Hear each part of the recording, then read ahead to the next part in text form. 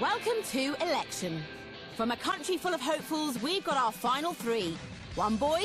I think that all leaders should show confidence when they're speaking. And two girls. I'm a great leader because I can talk to anyone. I've created my own 6-point plan in which I believe can change the world. They've all survived 7 leadership challenges. They've had to host an ambassador's reception. I really didn't expect it to taste as good. Persuade adults to flush the loo less often. Our campaign is that when you wee, just don't bother to flush. And win a debate on a special edition of Newsnight. If people have antisocial behaviour, then they deserve to be punished. 2 of our final 3 will go stand in a children's election in Parliament. And the winner of that will win a personal meeting with the Prime Minister, Gordon Brown. Standing in their way is series judge Jonathan Dimbleby. We've got a result. Who will be the last candidate to be sent home? Your campaign's over.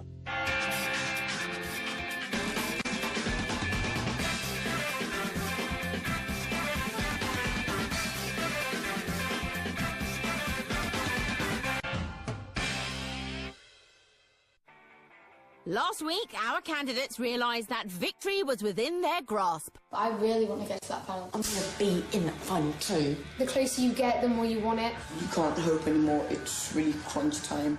They stopped behaving like friends and started treating each other like rivals. Make another one, but include these words. There was tension in the girls' team. Anything else as well as bananas? I think we should instead of eat bananas, you know. But their publicity stunt for the endangered tamarind beat the boys' attempt to get attention for the Komodo dragon. Let the Komodo dragon! It was an emotional elimination, and Jack was sent home. That means it can't be an all-boy final. It will either be girl versus girl or boy versus girl. With only one more show to go before the grand final in Parliament, our 3 candidates hit the campaign trail and head off for Scotland. So get this game, guys.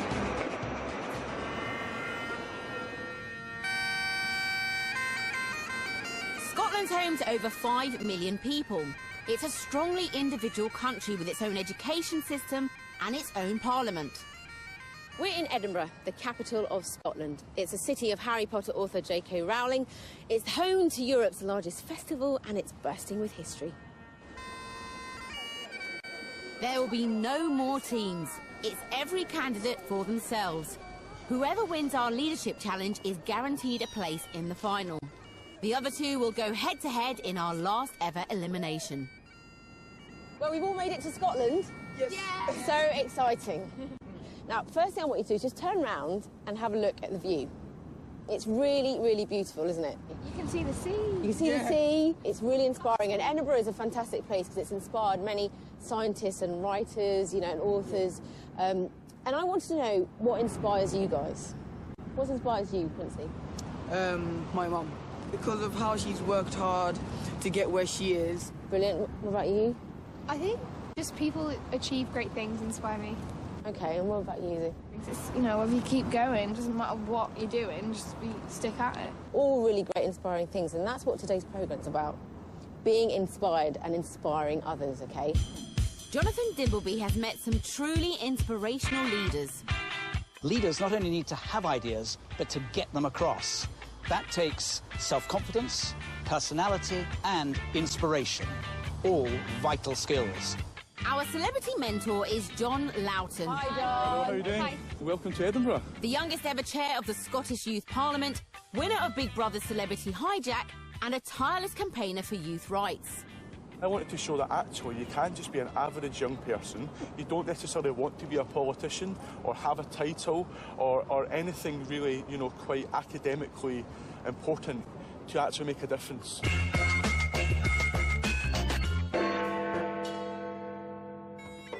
Today's test of skills puts our candidates' self-belief on the spot. Do they have the bottle to inspire an audience? Edinburgh is famous for its street performers, and this is one of the city's prime busking spots, the Mound, outside the National Gallery of Scotland.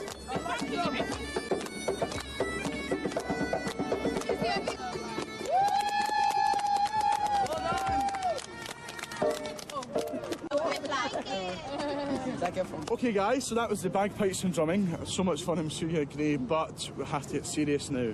And it's time for today's challenge. A few days earlier, we asked each of our candidates to choose a campaign song with a strong message about leadership and changing the world for the better. Today you will be busking on the streets of Edinburgh, singing your campaign song to the people of Edinburgh. Oh my goodness! Oh dear, are the citizens of Edinburgh ready for this? And because it's just you three, you will all be working on your own and competing against each other individually. Yeah.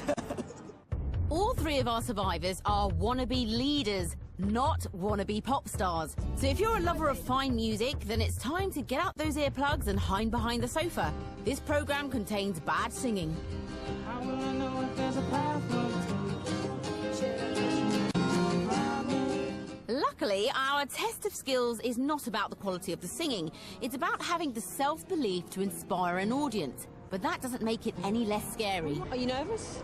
Yeah, I'm nervous, but What are you nervous about? I just, I want this. So, I think you always get nervous when you want something, and that a lot rides on this, basically.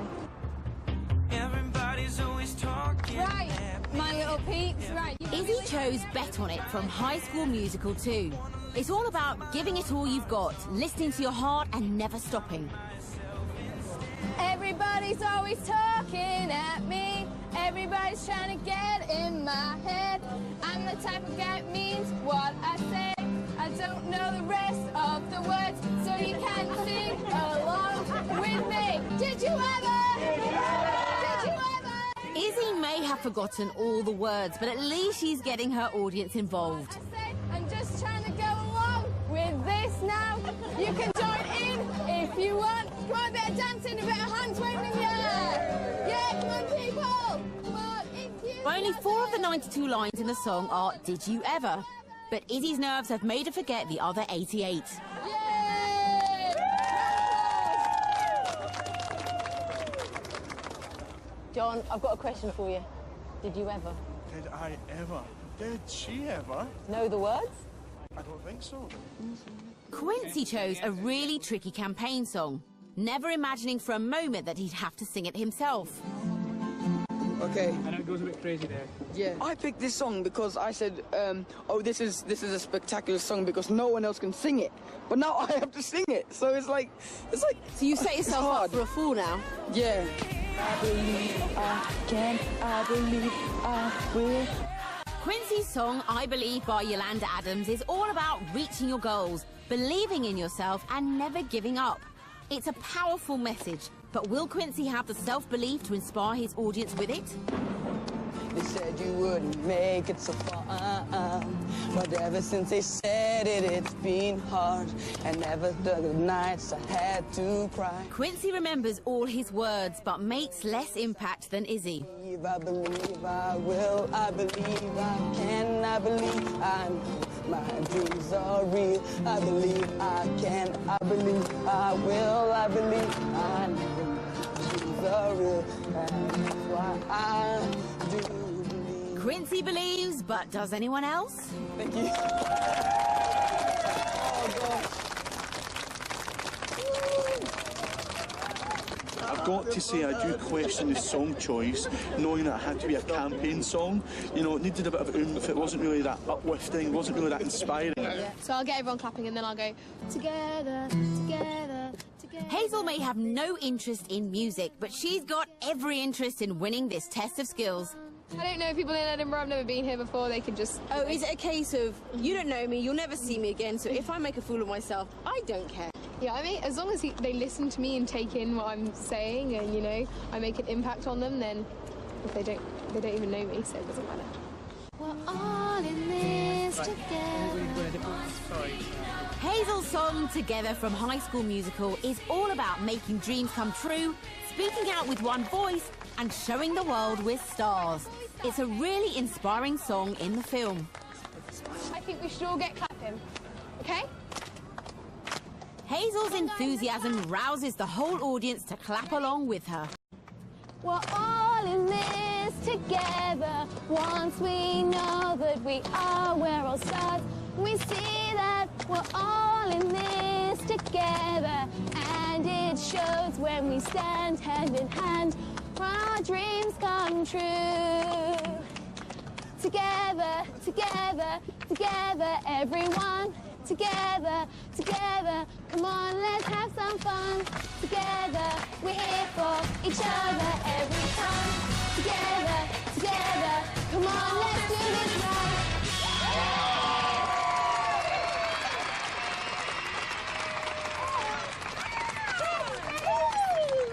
Did you ever?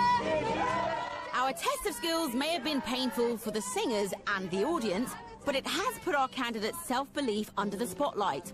All three of them had the courage to stand up and be counted. But which of them engaged their audience with the most inspirational performance? So, you made your decision? Yes, I've thought long and hard about it. I've taken into account the various factors, and I have made a decision, and I can say that the winner of today's task is Hazel. Well done. You're the winner, you're the winner.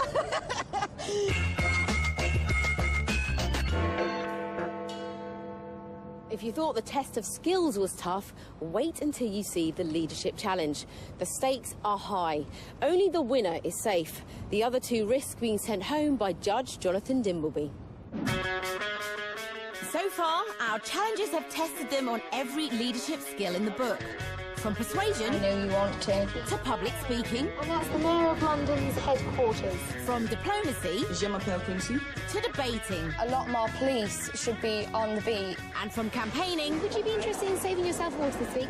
to publicity. Let the Komodo drag on. In next week's final, the two surviving candidates will have to stand up in Parliament in front of 100 children and inspire them enough to win their vote. How hard is that?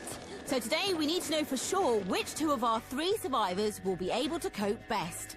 For our leadership challenge, we're going to make them inspire a class of 25 teenagers at an Edinburgh school. What you three are going to do is each individually teach a group of 13 to 14-year-olds a short lesson of about 5 to 10 minutes each. Now, I've got the topics in my hand, and Hazel, you're going to choose first. Okay, you're going to choose second. And as the gentleman, you get what's left. Okay, yeah. Open them up. And tell me your topic. Steam engines, Quincy. Dolly the sheep. robots. So they've got the subjects. It's up to them whether they inspire the class or send them to sleep. Scotland is world famous for its scientists, and many of their greatest inventions are in the National Museum in Edinburgh. There are eye-catching exhibits on each of our candidate subjects, and we're giving them a few minutes each to find out some fascinating facts. Quincy's subject is Dolly the sheep. Dolly is known as the most famous sheep in the world because she was the first to be cloned. Izzy's subject is Freddy the robot. Freddy was the world's first thinking robot. Hazel's subject is James Watt's steam engine, which powered the cogs and wheels of the Industrial Revolution. To help inspire their students, our teachers can buy some prizes and pamphlets, Yeah, Dolly the sheep. do some extra research, I was wondering if you could tell me any information about it. and choose an attention-grabbing costume. That could be a robot, somehow. Most teenagers are far more inspired by football, music and fashion than by science. Our candidates are going to have to get these 13 and 14-year-olds from Drummond Community High School fired up about their individual subjects. Series judge Jonathan Dimbleby will have the difficult decision of sending one candidate home while the other two go on to the final in Parliament. And to win the class's vote, our candidates will have to inspire the pupils with fun activities like quizzes, games and puzzles. Izzy decides to face 25 teenagers she's never met before dressed as a robot.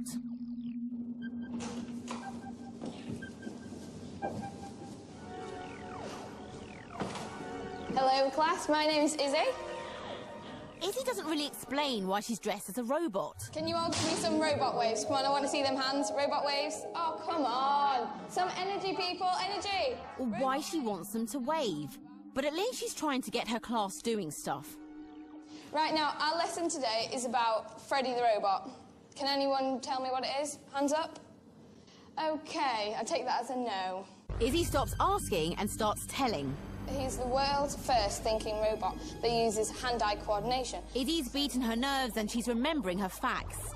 He's got, like, a computer brain and, like, a camera that he looks out of, so... The trouble is, she's not giving her class much to do apart from listen. It's a bit of an odd name, isn't it? Can anyone guess? At last, Izzy's got her class to give her something back.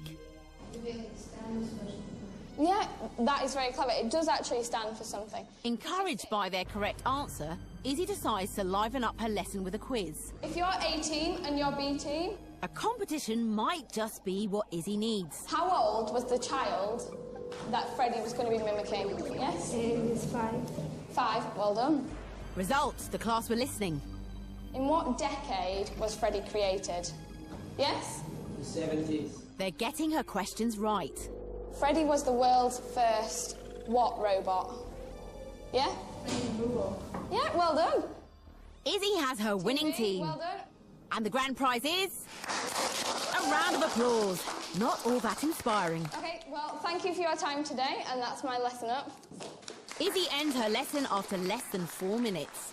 I think I could have done a lot more. I was quite nervous, and I had a word search planned that I could write on the board, but I didn't do it because I thought we'd run out of time. I think she put her personality into like her presentation, and she had her outfit made her look enthusiastic. I thought she was nice and cheery, and like she interacted with like quiz and that. Hazel isn't just wearing a steam engineer's boiler suit. She's even made her face look like it's covered in oil.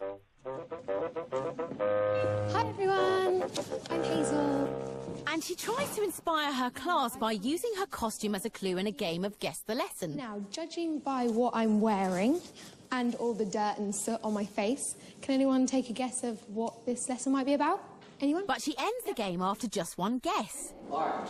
No, it's actually going to be about steam engines, OK? And starts talking. I'm going to focus on one particular steam engine invention. And talking. The person who invented this machine was called James Watt in 1786. And talking. The machines were first used in a cotton mill. Hazel's waffling on, leaving her class to scribble notes. And it's not much fun. So they're all your facts. So perhaps it's no surprise that when she asks for volunteers... Could I have, like, a volunteer to write these words up on the board while I explain the game? No one's inspired to put up their hands. Anyone? OK, then. I'll do it, then. So far, Hazel's talked a lot, but she's failed to give her class any activities to get them steamed up. Luckily, she's got a game. I ask you the question, and the first person to smack their hand on the board and say splat in the right answer wins. And a prize. And the winner, after many rounds, whoever's still up here, gets the prize of a toy rocket. The rocket fires up the boys' enthusiasm and they launch themselves at the board. Who invented the sun and planet? Whoa! OK, I think you won that one. Oh. Splat gets her class active. Where was the machine first used? Yeah! It's great fun and it's all about the subject of her lesson. What did he invent to make it more efficient? Yeah! It took her a while, but Hazel realised that the way to wake up the class was to give them something fun to do. OK, guys, we have last question. So, for the rocket, how would you describe the movement of the new machine that James invented? Yeah! Well done! And there's your rocket. OK, everyone, that's all I have time for. Thank you very much. It got the point across and we understood it, and the game was fun at the end. I thought it was good that I'd have her as my teacher. She's just going to hand out prizes all the time. The next teacher on the timetable is Mr. Quincy. You think you're going to win them over? Yeah. I'm going to make it interesting. And I can see that. I hope that they learn a lot. So. Yeah, I mean, if you were my teacher, I'd be really focused. Yeah. As soon as he steps in, Quincy stops bleating about the bush. Hello guys, I'm Mr. Quincy, and today you're going to learn about a new topic. And actually the new topic is hidden in this anagram. And, And he sets his class a word puzzle. The first person to shout it out gets it. Dolly. Well done, Dolly the sheep, exactly. Dolly the sheep, that's what we're doing today. So you can... Quincy doesn't have a prize rocket, but he does have some chocolate coins. At the end of this lesson, there's going to be a quiz where you have a chance to win some prizes. That's sweet enough to whet their appetites. Could anyone give me an answer to what? Like, yeah, you over there. Even if some of his questions are ridiculously hard. Can any of you tell me what DNA actually stands for? Team 1, isn't it? You over there. Deoxyribonucleic acid. Well done, very good.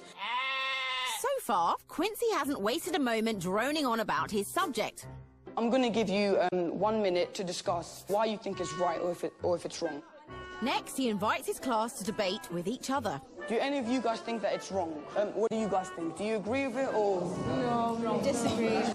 Arguing with your classmates is much more fun than listening to a lecture. You agree with cloning, yeah? Could you give a reason for that? Like, a sheep dies, it's not that important. There's, like, so many sheep in the world. The sheep didn't really deserve to, like, be made and then die again. OK, that's very interesting. Time to test their knowledge in Quincy's quiz. Why was Dolly famous? The first cloned sheep. Exactly. What is the female name for a sheep? You. That's you? Well done. Quincy prepared over 20 quiz questions. This one is for 3 points. And asked for volunteers to take his place at the front of the class and tell everyone what they've learned. Cloning is when you have a DNA and you make double of it, so you can have 2 things. Well done. Mr. Quincy's prizes prove popular. You all get a coin each. Yes. And so does Mr. Quincy.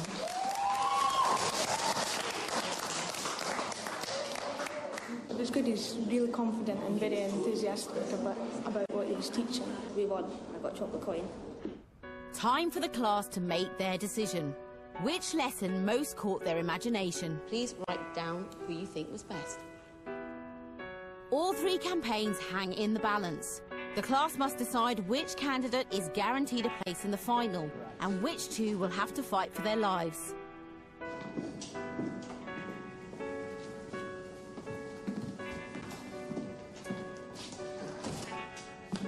Three teachers, and we've got a result. We've got a winner. The winner, person that you decided was the best teacher, is Quincy. Thank you. Quincy's done it. He's in the final. He rushes off for a personal tour of the Scottish Parliament.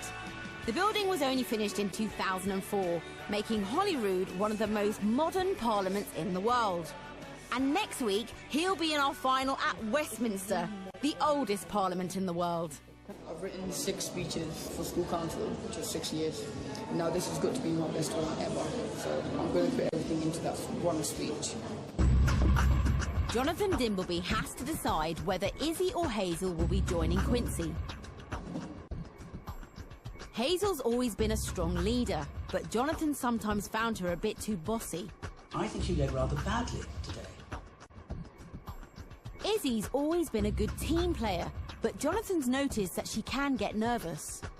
Yours wasn't very good either, was it? Yeah, no. It's too close to call. Only Jonathan can decide.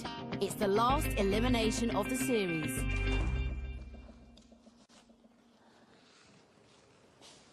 It's a big challenge, that's the first thing to say. But I think there were significant failings, which is why it's between the 2 of you to go. I think neither of you formed a rapport, a relationship with the pupils. You didn't engage with them early enough. You had in your head you were going to engage. Yeah. You didn't engage because you just talked to start with, and then suddenly said, now we're going to have this quiz, this competition. You went rat-a-tat-tat, I want to engage with you, I want to engage with you, and of course, they backed off. Are you nervous, Izzy? Yeah, I was quite nervous because I know that sometimes talking isn't my strongest point, and I was trying to be really enthusiastic because I think that, you know, if you are, they are, but they didn't seem to be that enthusiastic, so I'm sort of getting a bit worried. Why didn't you tell them about your costume? I did actually plan to, like, explain about, like, my costume and stuff, But I think it's just like the nerves got the better of me, and like, I just forgot basically. We've had that once or twice before, haven't we, where the nerves get the better of you sometimes. But I think I've improved. Like, you know, I think I've been able to, like, throughout the competition, like, get better at, like, talking and, like, eye contact and stuff like that. Hazel, I thought, yeah, you had mastered the facts well, but you sort of trotted them out in a rather old-fashioned way. Yeah, I mean, I did try and, like, make the notes quite concise, and I was trying to get into my head my teachers and my experiences of how they teach me, and that is normally how they teach me. I just have to try and engage with them. And I do admit I could have been maybe a bit more enthusiastic, but I think that they were all, most of them were actually taking notes. So I think that they did seem to be engaged quite a bit. Izzy, you had teams, but you didn't have a prize. Who wants to win and not have a prize? You could have had a prize, couldn't you? Yeah, I was going to use the robot as the prize, but yeah. But what? I forgot to bring it in. Forgot to bring it in? Yeah. Why should you stay, Hazel? I think I should stay and get into the final because, like, over this whole competition, on every task, I have actually tried my utmost best. And I've listened to you telling me about how I should improve as a leader, and I think I have changed and have improved, and I'm really ready now. I've got my policies there. I'm really ready to get into that final, and I'm determined, and I think I have something in me which can get there and can win. Why should you stay, Izzy? I think people in this competition have to realise the difference between leader and a dictator, and that is what's with me. People might think I'm taking a laid-back approach, but actually, you know, I'm listening to what people have to say, because you don't want to go in all guns blazing, just your opinions. You want to take on board whatever other people say. I think that's one of my strongest things, that I do actually listen to other people. You both had good campaigns to get this far. One of you has to go.